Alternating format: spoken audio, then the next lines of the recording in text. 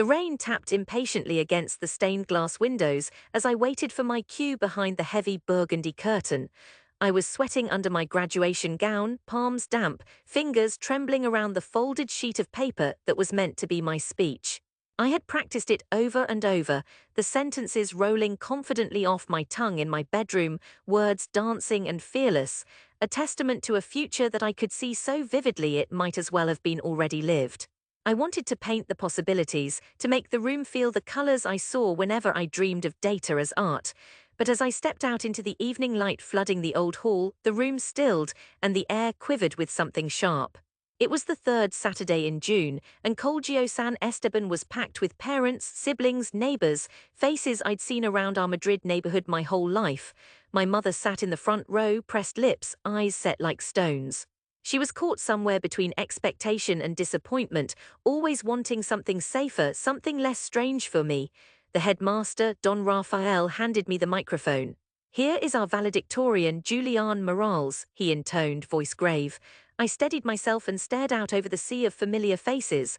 I found my father's already squinting skeptically, arms crossed. My Aunt Lucia, loud and florid, wore a smirk like armor.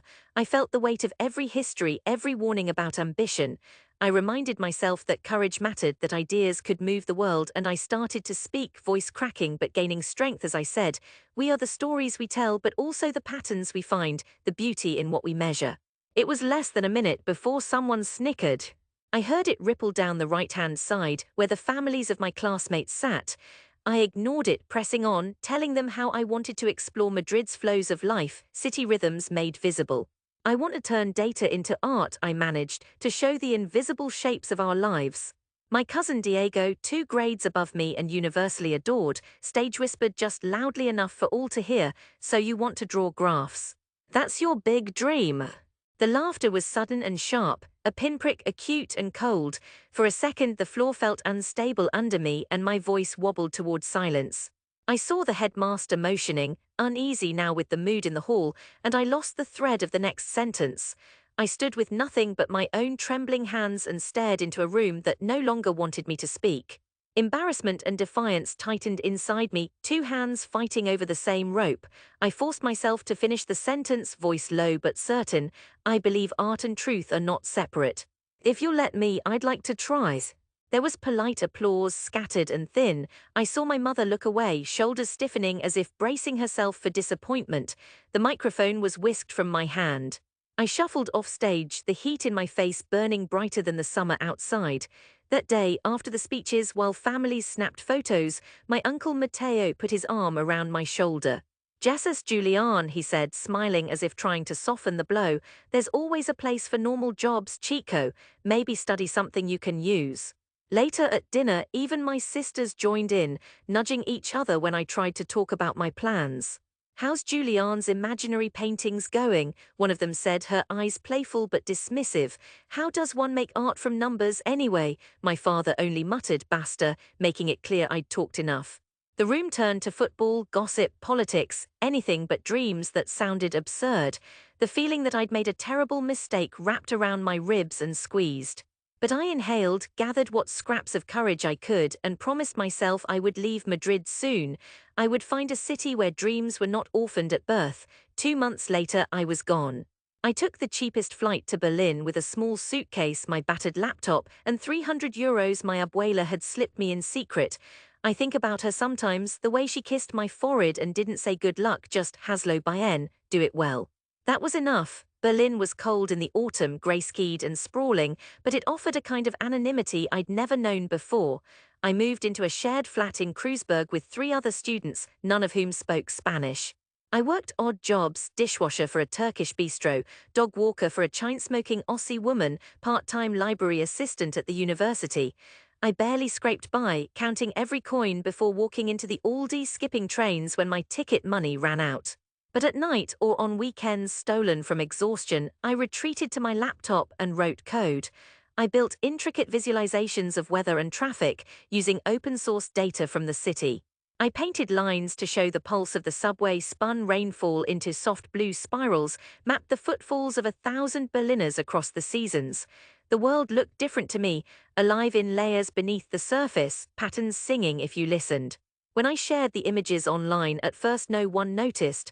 A few friendly strangers commented encouragement. One day, months later, someone tagged me in a post. One of my metro visualizations had been chosen to hang in a gallery show about urban transformations. The message struck like lightning.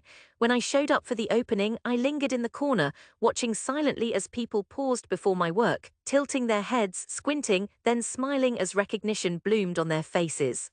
A small success, but one that carried me through cold nights and lonely Sundays, yet it was never enough. My family wrote every couple of months, short emails, polite check-ins, never asking about my weird hobby. Madrid felt farther away each year, the ache duller but no less constant. It wasn't until 3 years later that recognition found me. A celebrated Spanish architect visiting Berlin, Marina Ortega, saw my urban heat map visuals at a tech festival. She stood by my booth, hands clasped behind her, and asked questions in rapid-fire Spanish, her Madrileño accent landing soft as silk after years of German. She understood instantly what I tried to do. Reveal the unseen geometry of city life. I want this, she said, gesturing to one of the prints, but for Madrid, a living piece for the new City Hall project. Her eyes glinted with genuine interest, not mockery, not curiosity, just belief, as if the world had already agreed with me. That year, I returned to Madrid as a consultant, Marina's team flying me in and installing me in a spare office in the city centre, just down from Plaza Mayor. It was surreal walking through those old streets, seeing them through grown-up eyes. The city seemed smaller, the colours sharper, the sounds fuller, 1,000 threads humming beneath the surface. They gave me their data, demographics, mobility, pollution, electricity flows, even crowd densities from the security feeds. I spent 6 months crafting a dynamic mural, a wall of light and color that responded in real time to Madrid's breath. In the mornings, pale pinks and golds swept across the wall for sunrise. At lunch, vibrant reds and blues flickered as the city bustled. By dusk, the colors pooled, softened, then pulsed slowly like a sleepy heart. The piece crowned the new City Hall's grand lobby, a river of algorithm and pigment driven by the actual movements of everyday lives. People came to see it. They gathered at all hours, pointing with awe as the piece shifted and changed before their eyes, a live chorus of the city's collective rhythm. Reporters wrote pieces titled Madrid's Living Heart and the Soul of a City in Data. For a span of months, my name was in the news, though back home, my family still said little. The day of the official unveiling, Marina insisted I invite my family. They must see, she said, placing a hand on my shoulder. This is theirs as much as yours. I was terrified. For days, I rehearsed what I'd say if they dismissed it, braced for another joke, another wave of thinly disguised doubt. Fear walked beside me, but so did the memory of defiance, stubborn and familiar. I called my mother. There's an event, I told her, voice steady. I'd like you all to come. It's important, please. They came, my mother in her Sunday suit and sensible shoes, my father stiff in a jacket he obviously hated. My two sisters both rolling their eyes at the early hour, even Aunt Lucia always eager for a spectacle. Lucia muttered, "Let's hope your Madrileños can impress us." I smiled, nerves prickling as we entered the grand lobby, silent except for the murmur of guests and the soft hum behind the walls. The hall was vast and cool, marble underfoot, the mural stretching 2 stories high, a living river of color and light. Marina stood at the podium, microphone in hand. Today we celebrate the next chapter of Madrid, our rhythms, our unity, our life made visible by one of our own, Julian Morales.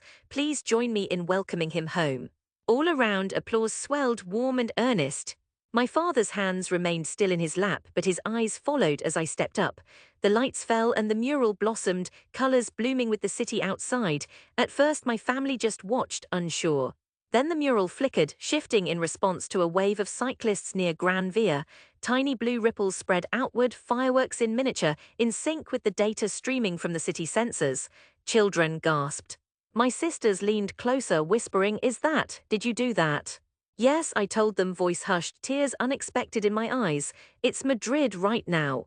Lucia tried to laugh, but it's so, she started, but her voice caught. She stopped, struck silent, a small frown of concentration creasing her brow. For once she didn't finish the joke. My father stood, walking toward the mural as if drawn by a magnet. He placed his hand near the shifting blue, watching as soft pink light bled out to his shadow, the city shifting minutely around him. This is yours, he said, his voice thin but tight with something new. Yes, Papa, I said. This is what I dreamed of. He nodded without speaking. Beside him, my mother reached out, took my hand and squeezed gently. "Es precioso," she whispered. "I understand now, my ama." As more people flowed into the room, reporters taking notes and children pointing up, I felt the tension in my chest ease, not release, just soften enough to breathe. I saw Diego at the back, standing beside two friends, his usual smirk faded, his look muted with uncertainty. When he caught my eye, he lifted his chin, then offered the barest, grudging nod. That was enough. After the ceremony, we gathered at a nearby cafe, my family, Marina's team, friends from Berlin who'd flown in. My sisters asked how the data knew what to show, and I started to explain, but they stopped me.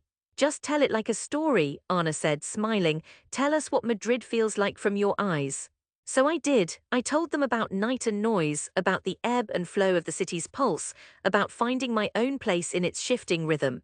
They listened, really listened for the first time. No one interrupted, no one laughed. We stayed late, sharing churros and café con leche, my father unbending enough to ask if my work was finished. "Not finished," I told him. "Just begun." A month later, my mother called, delighted to say one of her neighbors had recognized my name from a magazine, wanted to know how to see the mural in person. There was pride in her voice now, shaped awkwardly, as if she wasn't quite sure how to hold it. Years passed, other projects followed: Paris, then Seoul, then Sao Paulo, but Madrid remained my anchor, the city that tried and failed to break me, the memory forever flickering between pain and possibility. I went home each summer, never missing a San Isidro festival, never feeling again that old, raw shame. One spring, while walking with my father in El Retiro, we stopped under the chestnut trees as runners passed, music mingled with birdsong. He looked at me, eyes crinkling under the brim of his cap. "You see the world differently, Julian," he said. "Now the whole world can see Madrid anew because of you." I was wrong before. He held out his hand for a moment, awkwardly, and I took it. We walked in companionable silence, the sun warm on our backs, the city alive in every sense. The city I'd left and returned to, transformed and transforming, pulsing always beneath my skin. I realized then, sometimes to find your place you must first lose it. Sometimes belief doesn't come until the proof glows unmistakably before the doubter's eyes. But when it does, it is worth everything. It is your city, your family, your home finally seeing you, not as a joke, not as a dreamer, but as someone who dared to turn the invisible into art.